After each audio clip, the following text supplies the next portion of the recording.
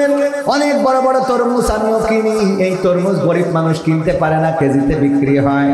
ওই মধু, মধু কি ওই কিরে না, ওই কিরে মধু, মধু রসমালাই, ব্যাস ওর তরমুজ বিক্রি শেষ। ইউটিউবাররা যে খালি ভিডিও নেই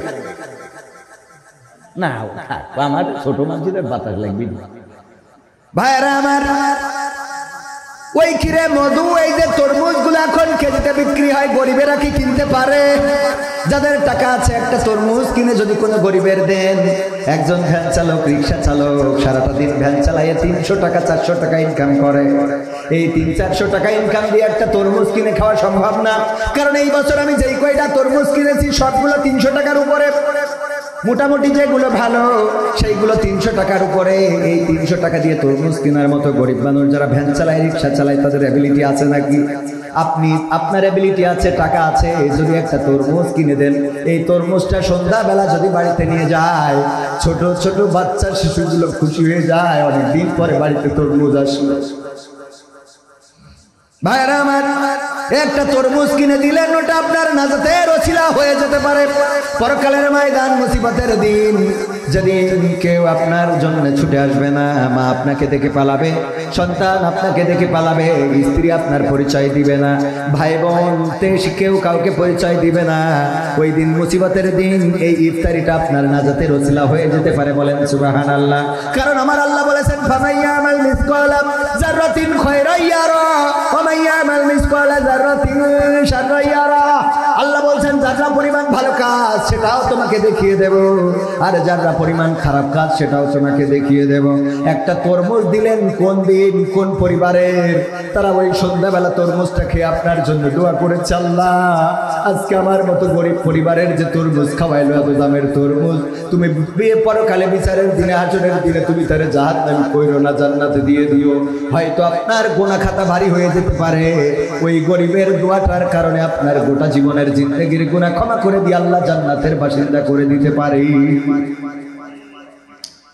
রোজার মাস, সাহরি নাই এমন অনেক পরিবার আছে, সাহরিতে খাওয়ার মতো কিছু নাই, তরকারি নাই, কতদিন চলে যায়, একটু গরুর গোশত খাওয়া হয় না, পোলট্রির গোশতেরও দাম বেশি।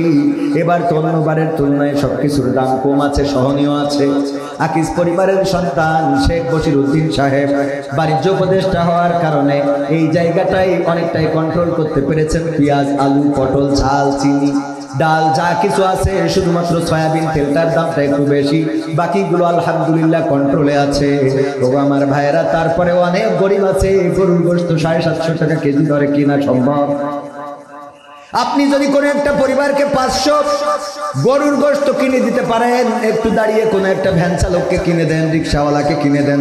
গ্রামে যে গরিব মানুষ আছে, এমন গরিব মানুষ বাছাই করে যারা কিনে খাইতে পারে না, 500 গোশ 1 কেজি গরুর গোশত যদি কিনে দিতে পারেন, দেখবেন ওই পরিবারের খুশিটা আপনি ফকিরকে ভিক্ষা দিয়ে এই খুশি জীবনে পাবেন না। 183 নম্বর আয়াত, আল্লাহ বলছেন, ইয়া আইয়ুহাল্লাযীনা আমানু কুতিবা আলাইকুমুস সিয়াম কামা কুতিবা আলাল্লাযীনা মিন ক্বাবলিকুম লাআল্লাকুম তাত্তাকুন। ওগো ঈমানদার, তোমরা যারা ঈমানের দাবিদার, তারা শুনে নাও, তোমাদের উপরে রমাদানের রোজাকে ফরজ করে দিলাম, যেমন ফরজ করেছিলাম এমন ভাবে রোজা ফরজ ছিল। কারো উপরে 1 মাস ছিল, কারো উপরে 2 মাস, 3 মাস, কারো উপরে 1 দিন, কারো উপরে 3 দিন, 5 দিন, 7 দিন, এইভাবে কারো না সব নবীর উপরে এই রোজা ফরজ ছিল।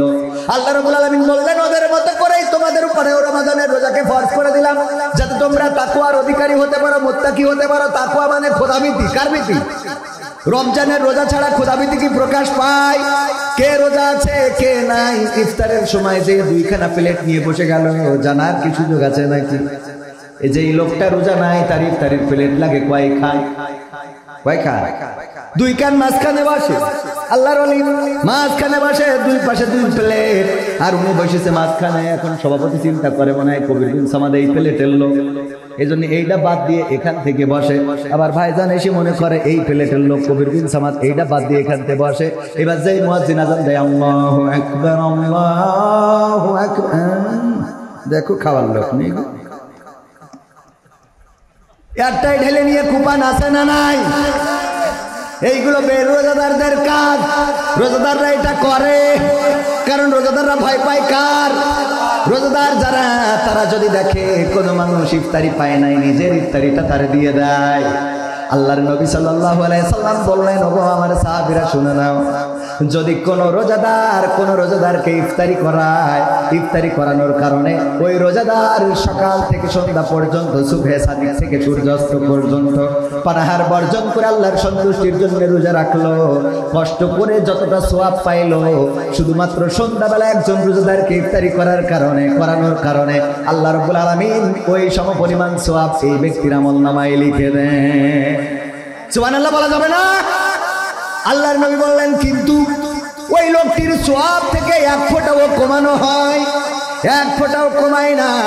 আর আমরা ইফতারি দেওয়ার জন্য লোক খুঁজে পাই না। আমরা আরব দেশে গেলে, মালয়েশিয়ায় গেলে, অন্য দেশে মুসলিম রাষ্ট্রে গেলে দেখতে পাই যে ওই ইফতার নিয়ে দাঁড়িয়ে গিয়েছে রাস্তায়। মানুষ যখন যায়, সাইকেলে যায়, মোটর সাইকেলে যায়, তাদের গাড়িতে, তাদের মোটর সাইকেলে, বাইসাইকেলে যেভাবেই যায় না কেন, তাদেরকে দাঁড় করিয়ে ইফতার দিয়ে দেয়, নাও ইফতারি করবা, বাড়িতে যাও। আর আমাদের দেশে খালি ধান্দা হলো কত খাওয়া যায়। আবার যদি ইফতারি একটু কমা হয় তাইলে ওইটা মুখী রোসে না, এখন খিচুড়ি ছাড়া কথা নেই। আমাদের এলাকায় আর যাই হোক খিচুড়ি লাগবে। কি লাগবে? আমাদের আলামিন ভাই আছে এখানে, আমাদের ইফতার মাহফিল, যুব জামাতের ইফতার মাহফিলে কিছু চুলা, কিছু বুট, কিছু ফল ফুললি দিয়ে ইফতারি দেওয়া হচ্ছে। সন্ধ্যাবেলা ইফতারের আগে বলছে, ভাই চলে গেলাম। কেন? বলছে খিচুড়ি ছাড়া আসলে বুঝ করতে পারি না। আলামিন ভাই এখানে আছে, ওটা চলে গেছে। কোন মসজিদে গেছে? বিরানি দিচ্ছে, এই কারণে সেই মসজিদ বাদ দিয়ে কোন মসজিদে খিচুড়ি দিচ্ছে শিখে গেছে। মানে বিরানি ওদের ভালো লাগে না, খিচুড়ি খাওয়া লাগবে। আমাদের অঞ্চলে, আপনাদের অঞ্চলে এরকম খিচুড়ি দিয়ে ইফতার আছে না নাই? মসজিদে খিচুড়ি দিতে হবে। এবং সেই ইফতারিগুলো আবার যদি একটু কম বেশ হয়ে যায়, আজকে মরিচ বেশি হয়েছে, আজকে লবণ কম হয়েছে, আজকে এটা হইলে আর একটু ভালো হতো, এটা একটু কম, গোশ পড়ে নাই, আমার যেটা খিচুড়ি পড়েছিল একটাও গোশ পড়ে নাই, 3টা হাড় পড়েছে। এইগুলো বক্তব্য আছে না নাই? রোজা যদি আল্লাহর জন্য হয়, আপনার নসিবে, আপনার রিজিকে যেটা ছিল সেটা আপনার সামনে চলে এসেছে, এটা খাওয়ার পরে বলবেন আলহামদুলিল্লাহ। মনে থাকবে? কি বলবেন? আলহামদুলিল্লাহ। আমার ভাইয়েরা, এই রমাদানের রোজার মাসে ইফতারি করাবেন। ইফতারি যদি কাউকে করাতে পারেন, কোন গরিব দুঃখী তরমুজ কেনেন, অনেক বড় বড় তরমুজ আমিও কিনি। এই তরমুজ গরিব মানুষ কিনতে পারে না, কেজিতে বিক্রি হয়। ওই মধু কি, ওই কিরে না, ওই কিরে মধু রসমালাই, ব্যাস ওর তরমুজ বিক্রি শেষ। ইউটিউবাররা যে খালি ভিডিও নেয় না, আমার ছোট মানুষের বাতাস লাগবে। ভাইরা আমার, ওই কিরে মধু, এই যে তরমুজ গুলো এখন কেজিতে বিক্রি হয়, গরিবেরা কি কিনতে পারে? যাদের টাকা আছে একটা তরমুজ কিনে যদি কোনো গরিবের দেন, একজন ভ্যান চালক, রিক্সা চালক সারাটা দিন ভ্যান চালাইয়ে 300 টাকা 400 টাকা ইনকাম করে। এই 300-400 টাকা ইনকাম দিয়ে একটা তরমুজ কিনে খাওয়া সম্ভব না। কারণ এই বছর আমি যেই কয়টা তরমুজ কিনেছি সবগুলো 300 টাকার উপরে। মোটামুটি যেগুলো ভালো সেইগুলো 300 টাকার উপরে।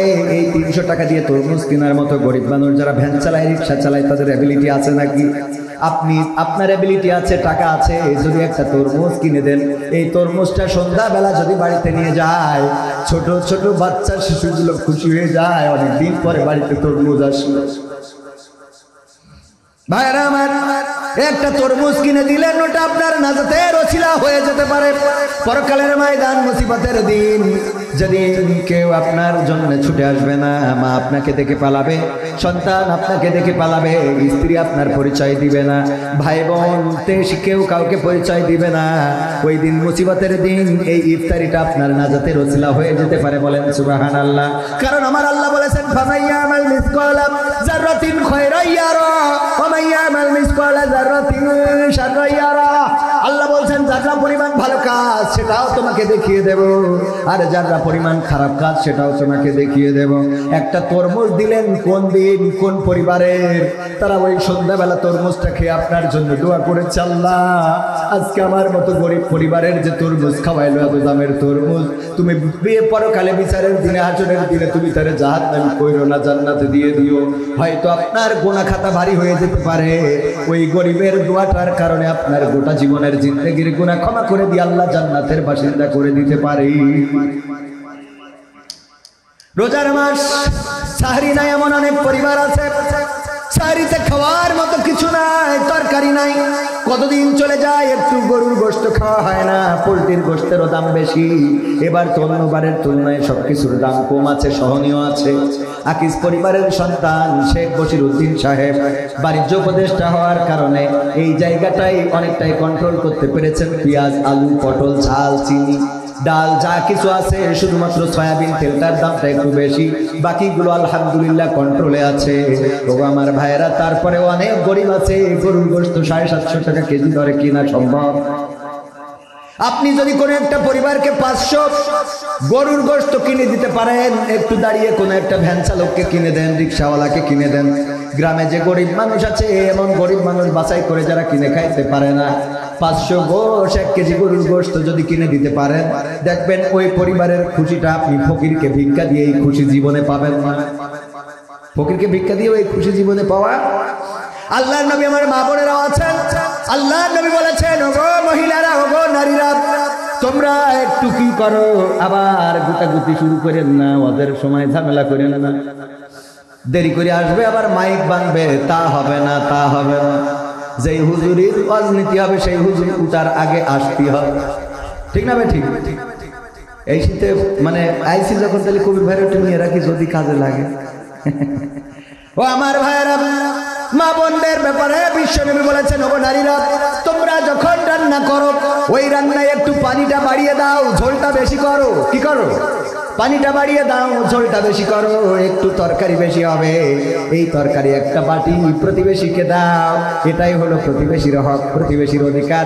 1 বাটি তরকারি যদি একটু পানি বাড়িয়ে দিয়ে প্রতিবেশীকে দিতে পারেন, যেই প্রতিবেশী দিনের পর দিন চলে যায়, ভালো মন্দ খাইতে পারে না, যেই প্রতিবেশী একটু গোশত খাইতে পারে না, যেই প্রতিবেশী গরুর গোশত কেনার মতো পয়সা নাই, ওই প্রতিবেশীকে যদি একটা বাটি পোলট্রির গোশত বলেন, মুরগির গোশত বলেন রান্না করেছেন, একটু পানি বাড়ায় 2 পিস দিয়ে 2টা আলু দিয়ে যদি কোনো একটা গরিবের বাড়িতে বাটিটা পাঠিয়ে দেন, ওই গরিব মানুষেরা যে খুশি হবে, ওই খুশিটা আপনার জান্নাতের জন্য ওয়াজিব হয়ে যেতে পারে।